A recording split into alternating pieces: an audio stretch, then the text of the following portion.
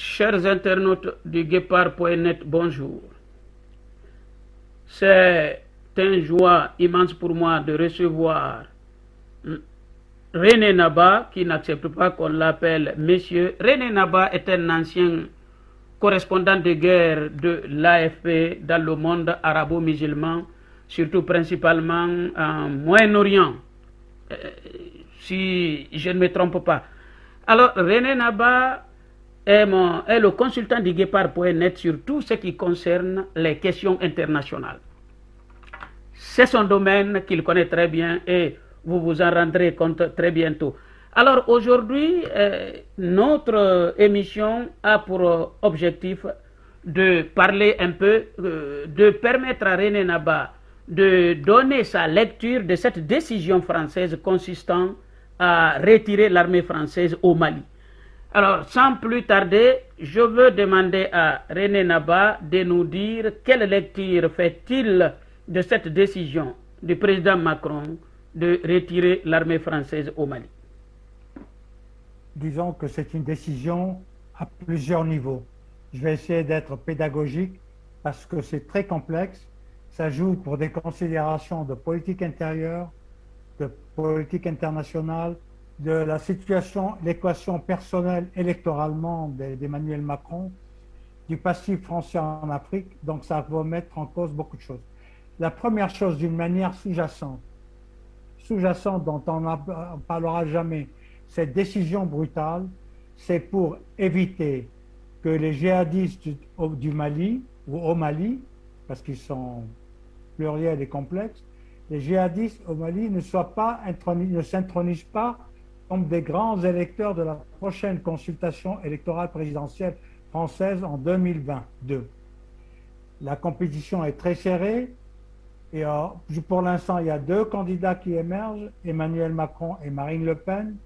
Et donc, il suffirait que les djihadistes frappent un grand coup en période électorale, c'est-à-dire à partir de février et mars, ou même avant la veille du premier tour, pour que, oh là là, l'Afrique, tout ça, d'abord, ça va développer une xénophobie. Les thèses de l'extrême droite xénophobe vont se prévaloir. Alors, pourquoi on n'est pas en sécurité? Qu'est-ce que c'est l'ingratitude? L'Afrique, on n'a pas de fardeau à porter. Ça va créer et donc ça va faire basculer l'électorat petit bourgeois et toute la qualité, ceux qui me réfléchissent comme ça au premier degré, pas plus, vers un vote pour les tenants des thèses ultra-sécuritaires. Emmanuel Macron va voulu écarter cette menace, au moins qu'il n'y ait pas de chantage de djihadistes qu'ils ne pèsent pas d'une manière ou d'une autre sur les élections présidentielles françaises. Emmanuel Macron ne vous le dira pas. Tous les grands commentateurs français qui vous saturent les ondes ne vous le diront pas parce que leur lecture, c'est toujours au premier degré. C'est pour ça que moi, je préfère m'adresser à la périphérie pour que vous puissiez réfléchir et que vous ne soyez pas toujours tributaire d'une pensée, de la pensée dominante française qui vous a conditionné pendant 6 siècles de colonisation.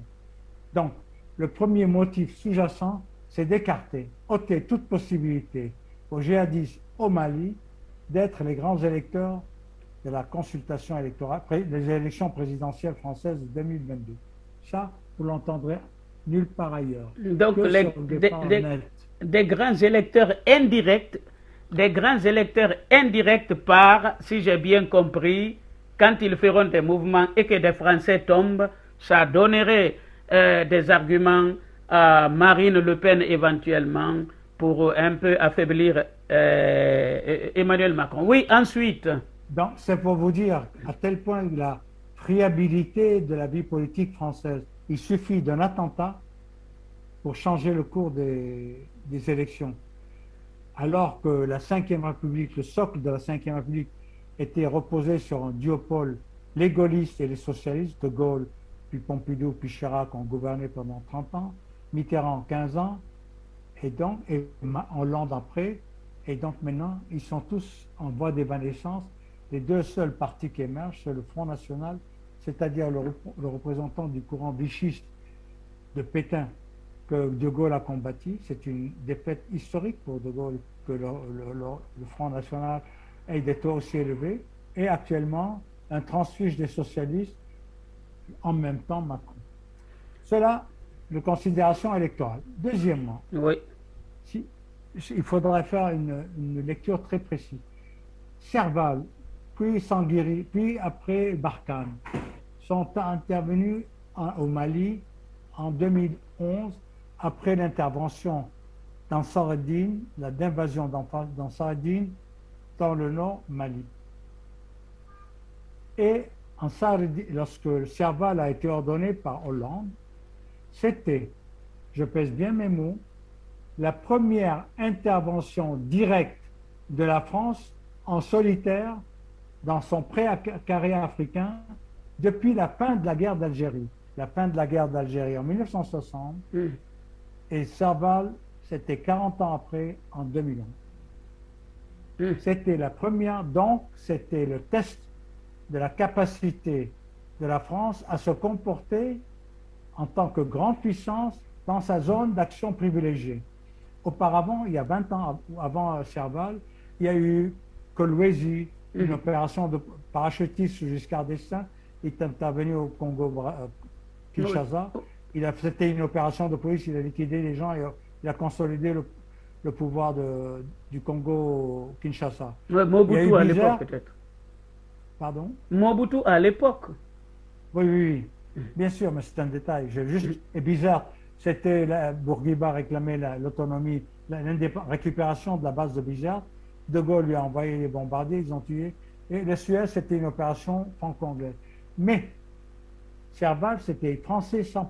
Voilà, opération. Oui. C'est une intervention directe française, la seule en solo, en tant que grande puissance, depuis la fin de la guerre d'Algérie. C'était le test de ses compétences et de son savoir-faire. Qu'est-ce qui s'est passé? La France n'a pas pu s'en sortir toute seule. Il a fallu qu'elle soit soutenue par les drones américains basés dans l'annexe de l'aéroport civil du Burkina Faso. Ça a peu de chance, disons. Il y a eu ensuite le Serval, il a été maquillé. On a créé le MINUSMA, qui était une force de l'ONU, qui aussi a épaulé la force française. Donc la France, de moins en moins, son rayon d'action, il était prioritaire et principal, mais il était écorné au fur et à mesure des interventions de l'autre.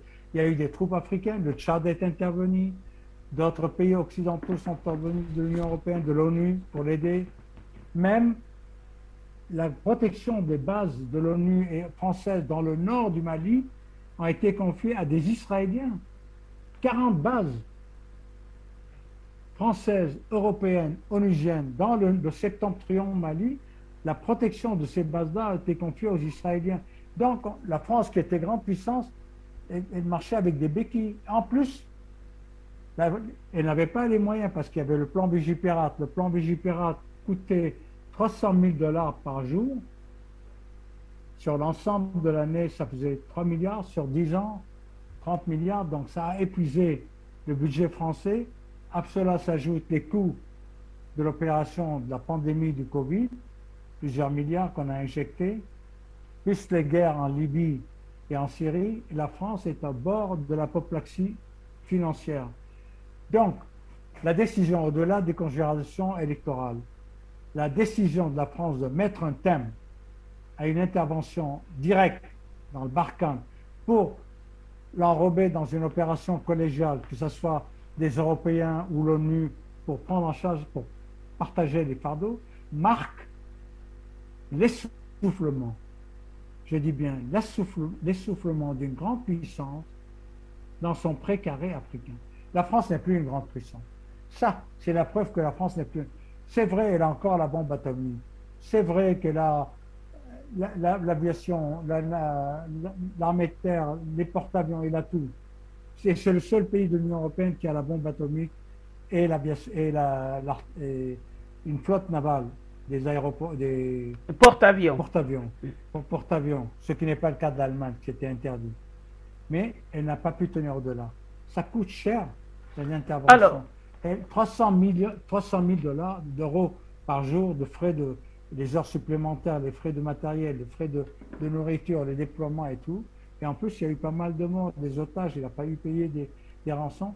Ça marque l'essoufflement de la France dans son Dans son précaré africain. Alors, que ça. La décision est intervenue en juin. Sachez-le. Je suis là pour vous montrer des angles que très peu à vos yeux. Ça vient 3 mois avant la décision américaine de se retirer d'Afghanistan. Ça accrédite l'idée dans le quart monde des peuples d'Afrique, d'Asie et d'Amérique latine, non seulement que, c'est-à-dire, il y a une contraction des puissances occidentales face à leurs adversaires terroristes dans leur guerre asymétrique contre le terrorisme. C'est pas la première fois qu'ils battent en retrait, les Occidentaux, dans des guerres asymétriques où il y a des puissances réglementaires, des armées régulières gouvernementales et des guerrilleros terroristes, appelez ça comme vous voulez. On se retire d'Afghanistan au terme de 20 ans de guerre. On s'est déjà retiré d'Irak, quitte à revenir, et maintenant on va se retirer du Mali.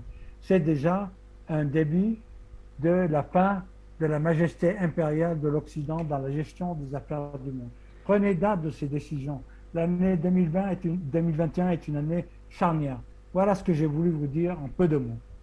Alors, René, dans ces conditions, est-ce que l'échec que vous venez de dire peut marquer un tournant dans ce qu'on a toujours qualifié de France-Afrique, c'est-à-dire la même mise de la France sur les pays africains, sur leur politique et sur leur économie?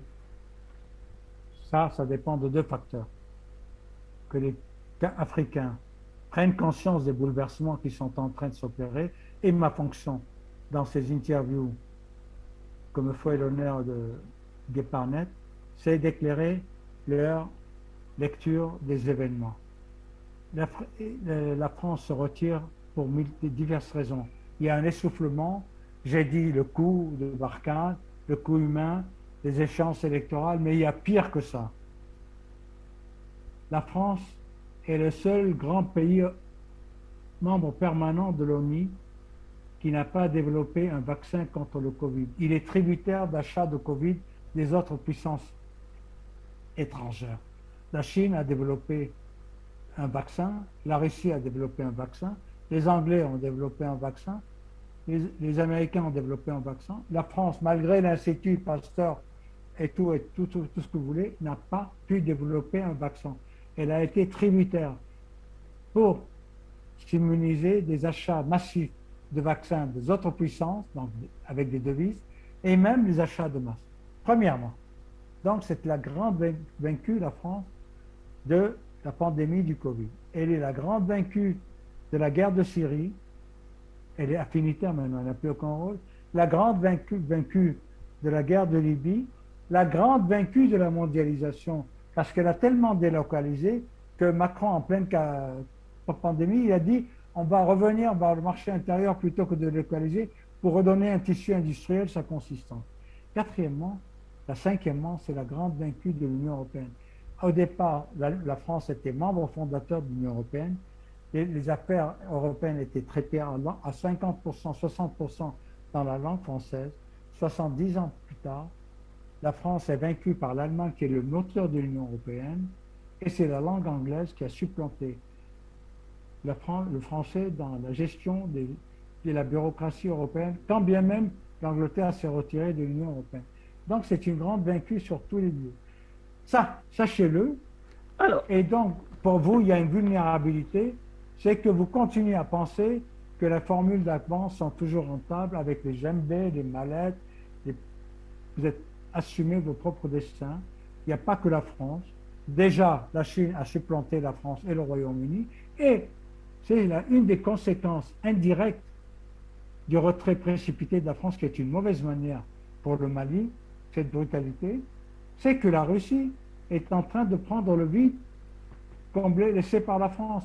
La Libye, la Russie, depuis 2014, c'est-à-dire depuis que les sanctions européennes et américaines ont été édictées contre la Russie pour punir la Russie d'avoir annexé la Crimée, et la Russie, pour contourner ces sanctions, s'est ouverte de nouveau sur l'Afrique, et elle a conclu de 2014 à 2020, les 5 dernières années, 19 contrats de coopération militaire et sécuritaire avec 5 pays africains, tous dans l'espace francophone d'Afrique occidentale française. Bon, il y a l'Angola, c'est un partenaire historique, mais il y a le pétrole. Donc, il leur fournit une expertise médicale, militaire et sécuritaire, mais en échange, il s'arrange pour la politique des gisements pétroliers et d'autres ressources naturelles. Guinée-Bissau, c'est aussi un État pétrolier. Donc, il a fourni une assistance militaire, certainement à la garde présidentielle, et des expertises en matière de sécurité pour mater les contre-révolutions. Et comme le pétrole aussi, il traite avec eux pour avoir une politique unifiée des prix. Il y a ensuite la Mauritanie, quand même, qui est le précaré de Sénégal par rapport à la France, le Mali et la République centrafricaine. La symbolique, la République centrafricaine, centre de l'Afrique, la garde prétorienne du régime est assurée par la Russie et non plus par la France. Parce que les Centrafricains doutent un peu de la France, qu'elles veulent faire des magouilles, donc ils ont préféré traiter avec les Russes, leur confier leur sécurité présidentielle plutôt que la France. Donc ça peut être l'amorce d'un nouveau changement, d'une nouvelle prise de conscience qui serait davantage poussée plus loin la décision de renoncer au franc CFA et petit à petit de se construire une nouvelle indépendance, enfin l'indépendance qui avait été bafouée dans les années 60 et qu'il est temps que les Africains commencent à assumer pleinement, sans prendre le risque. Il nous importe peu qu'un tel président dictateur soit protégé par la France. Il nous importe davantage que les peuples africains, quels qu'ils soient, aient le courage d'affronter leurs dictateurs pour les renverser et commencer à fonder de nouvelles démocraties. Ils gagneraient d'abord le respect d'eux-mêmes, ensuite le respect du monde, plutôt qu'on soit la risée de tout le monde. Comment pensez-vous un instant que les Africains qui ont été colonisés pendant 6 siècles envoient leurs ressources à entretenir le niveau de vie des dirigeants français qui fument des cigares, ils boivent du champagne, mangent du caviar, alors que le peuple africain meurt de faim, il meurt en tentant de traverser la Méditerranée pour essayer de gagner leur pain et nourrir leur famille. Ça a été un scandale et la honte de l'Afrique. J'espère qu'avec ces propos-là, on commence un sursaut de la dignité qui va commencer à agiter toute l'Afrique et je serai présent à ces rendez-vous pour encourager cette évolution. Alors, René, je pense que les internautes du Guépard, une nouvelle fois, ne seront pas déçus. Malheureusement, notre formule, c'est 15 minutes. On est à 17 minutes. On prend tellement plaisir de t'écouter que très souvent, j'ai du mal à mettre fin à notre entretien. Mais de toutes les façons... Mais oui. Une chose, oui. Parfois, il faut être au-delà du formalisme. 17 minutes au Guépard qui s'adresse à l'Afrique, c'est 17 minutes de gagner dans la conquête, dans la reconquête de la dignité des peuples africains. Ça, c'est tout à fait vrai. Alors, une question subsidiaire. Ben, depuis très longtemps, on se posait la question, pourquoi René Naba sort des informations? Bon, aujourd'hui, je peux dire, il n'y a pas eu d'informations extraordinaires, mais très souvent, même sur le site renenaba.com, j'ai vu des gens qui se posaient la question en disant, mais où est-ce que René, lui, prend ces informations qui sont vérifiables, mais qu'on ne trouve nulle part? Alors, quel est ton secret, bien que je sais que tu es un ancien journaliste? D'abord, je suis un homme de terrain. Ah. J'ai fait du terrain. Je ne suis pas un journaliste verbeux. Je suis assis, je lis les dépêches que les autres font. Moi, j'ai risqué ma vie pour piocher les informations et les apporter. Parce que j'étais un journaliste de terrain et un correspondant de guerre, comme tu l'as dit. Donc, je connais pas mal de pays que j'ai visités. Deuxièmement, je fais ce que d'autres ne font pas, parce que pour leur sécurité matérielle, leur confort, leur reconnaissance sociale, ils font du journalisme de salon. Ils répercutent ce qu'on leur dit, ce qu'on entend dans les salons. Moi, je traite les angles morts de l'actualité internationale. Les angles morts. Ce n'est pas les cadavres. C'est pas les cadavres. Les angles morts, j'y vais là où peu de gens vont pour y aller. Je procède à ce qu'on appelle une lecture diatonique de l'actualité. Ce n'est pas un gros mot. diatonique, c'est une lecture qui combine l'espace et le temps. Quand j'ai parlé de Serval, j'ai dit c'est la première intervention directe de la France en tant que grande puissance dans sa zone, son précaré africain depuis l'affaire de la guerre d'Algérie. Donc j'ai dit allez, mais pourquoi il y a eu Serval? Il y a eu ça. Donc elle était jugée sur sa capacité à se comporter en 2010 en tant que grande puissance, d'autant plus condamnable qu'elle est à l'origine de la déstabilisation du Mali par Ansar ad-Din via le Qatar, l'allié de Sarkozy, qui a déjà été condamné. Ça, c'est ce que prochainement, j'aimerais qu'on parle prochainement. En tout cas, si tu trouves un peu de temps pour le guépard.net, j'aimerais qu'on parle de ce phénomène des djihadistes que tu avais bien brossé pour moi. J'aimerais faire partager cette information par les internautes du guépard.net, parce qu'il y a beaucoup de choses à savoir. Les causes semblent floues et je pense que prochainement, nous aborderons cette question. Pourquoi la multiplication des djihadistes en Afrique ou dans les pays, maintenant ce n'est plus maintenant dans le Sahel. Pourquoi cette multiplication alors que la France est là, beaucoup d'autres pays sont là? Comment les groupuscules arrivent à prospérer dans ces zones-là? C'est ce que nous allons voir prochainement. On va prendre rendez-vous le 30 juin, dans 15 jours. D'accord, 30 juin, okay. C'est promis. Et je vais vous dire, soyez à l'écoute de Guépard.net, parce que lorsque la France est intervenue, il y avait 10 organisations djihadistes. 20 ans après, il y a 50, 50 voilà. djihadistes. Vous avez compris? Oui. Mais, entre-temps, il y a eu 50 compagnies militaires privées occidentales en Afrique pour combattre les djihadistes. Donc, c'est un chiffon rouge. Plus ils voient des Occidentaux, plus il y a des possibilités de prise d'otages, plus on multiplie. C'est comme un phénomène de prolifération cancéreuse. Plus il y a des compagnies militaires privées, c'est des mercenaires. Au lieu que ce soit de l'armée régulière américaine, les anciens soldats américains, à la retraite, on les donne dans une compagnie privée, ils combattent sous forme de mercenariat. On donne rendez-vous fin juin. Voilà, le 30 juin. Pour ce rendez-vous. 30 juin, d'accord. Mais donc, les angles morts de la politique, c'est ça. Combiner l'espace-temps et l'histoire et la géographie. Quand vous faites ces deux coordonnées-là, vous avez une lecture très fractale de l'actualité et vous ne trompez jamais. Mais le problème, quand vous parlez comme moi, en France, ça va être agacé que vous soyez critique. On va dire c'est un anti-français. Oh non, il n'est pas... La plus grande insulte au journalisme français, on a souvent dit de moi, en France, il n'est pas contrôlable. C'est-à-dire, on ne sait pas ce qu'il va dire. Et on ne peut pas, quand on lui téléphone, penser ce qu'il va dire, savoir s'il peut modifier un peu son raisonnement. Ça veut dire, je ne suis pas contrôlable a posteriori et a contrario.